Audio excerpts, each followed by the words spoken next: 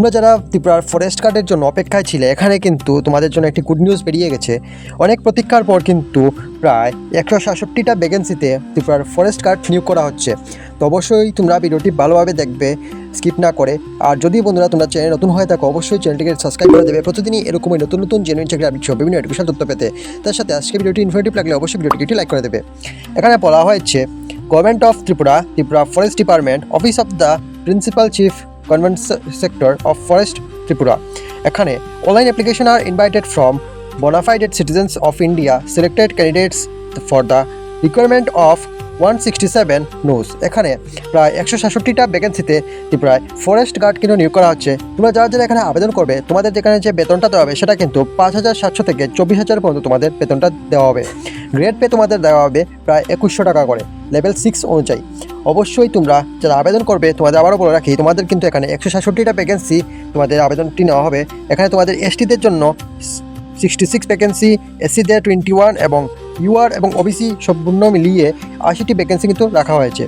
তার মধ্যে x S M এসসিদের জন্য 1টি এবং এক্স এস এম ইউআরদের জন্য 2টি করে ভ্যাকেন্সি কিন্তু রাখা হয়েছে। তারই সাথে যারা যারা ওমেন ক্যান্ডিডেট রয়েছে বা যারা মেয়েরা আবেদন করবে, তোমাদের জন্য কিন্তু এখানে 27টা ভ্যাকেন্সি ইউআরের জন্য, এসসিদের জন্য 7টা এবং এসটিদের জন্য 22টা, টোটাল 56টা ভ্যাকেন্সি কিন্তু তোমাদের জন্য রাখা হয়েছে। ভ্যাকেন্সিগুলোতে আবেদন করতে গেলে তোমাদের কিন্তু ন্যূনতম কোয়ালিফিকেশন এখানে মাধ্যমিক পাস হলে কিন্তু তোমরা সবাই আবেদন করতে পারবে। তোমাদের এখানে অবশ্যই বাংলা এবং ককবরক ভাষার উপর নলেজ থাকতে লাগবে।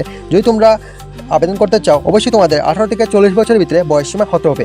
তোমাদের অবশ্যই 1 মে 2026 অনুযায়ী তোমাদের কিন্তু এই বয়সটা হিসাব করা হবে।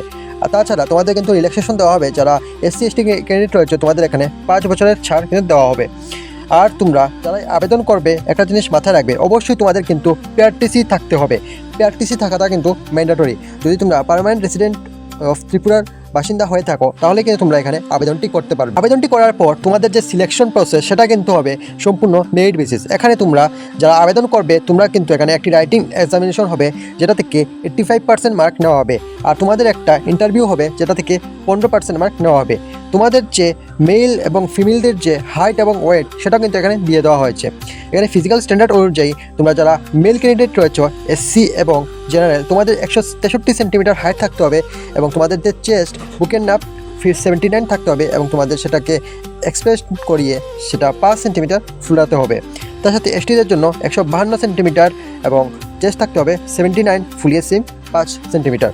এবং তোমরা যারা ইউআর এবং এসসি ক্যাটাগরি এবং এসটি ক্যাটাগরিতে রয়েছে, তোমাদের কিন্তু একইভাবে ফিমেলদের জন্য 150 এবং 145 তোমাদের হাইট থাকতে হবে। তোমাদের এখানে যে ফিজিক্যাল টেস্টটা রয়েছে সেটা কিন্তু তোমাদের কমপ্লিট করতে হবে। এখানে মেলদের জন্য রাখা হয়েছে 25 কিলোমিটার 4 ঘন্টায়, আবার ফিমেলদের জন্য রাখা হয়েছে 16 কিলোমিটার 4 ঘন্টায়। অবশ্যই তোমাদের এই সময়ের ভিতরে কিন্তু এই টেস্টটা কমপ্লিট করতে হবে।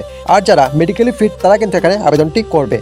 যদি তোমরা ফিজিক্যালি ফিট হয়ে থাকো, অবশ্যই কিন্তু তোমরা এই ভ্যাকেন্সিটা মিস করবে না। অনেকদিন পরে এই ভ্যাকেন্সিটা এসেছে, অবশ্যই তোমরা এটাতে আবেদন করবে। আর যারা ঘরে বসে থেকে আবেদন করতে চাও, অবশ্যই আমার ডেসক্রিপশনে দেওয়া হোয়াটসঅ্যাপ গ্রুপের লিঙ্কে জয়েন হয়ে যেও। জয়েন হয়ে আমাকে তোমরা SMS করে দিলে আমি তোমাদের ঘরে বসে থেকে আবেদনটি করিয়ে দেবো। এরকমই আপডেট পেতে চ্যানেলের উপরে নজর রাখবে। আজকের জন্য এতটুকু বন্ধুরা, আরও দেখা হবে আগামীকাল আরও বেশ কিছু নতুন জেনুইন চাকরি আপডেট বিভিন্ন এডুকেশন তথ্য নিয়ে। সবাই ভালো থেকো, সুস্থ থাকুন, সাবধানে থেকো।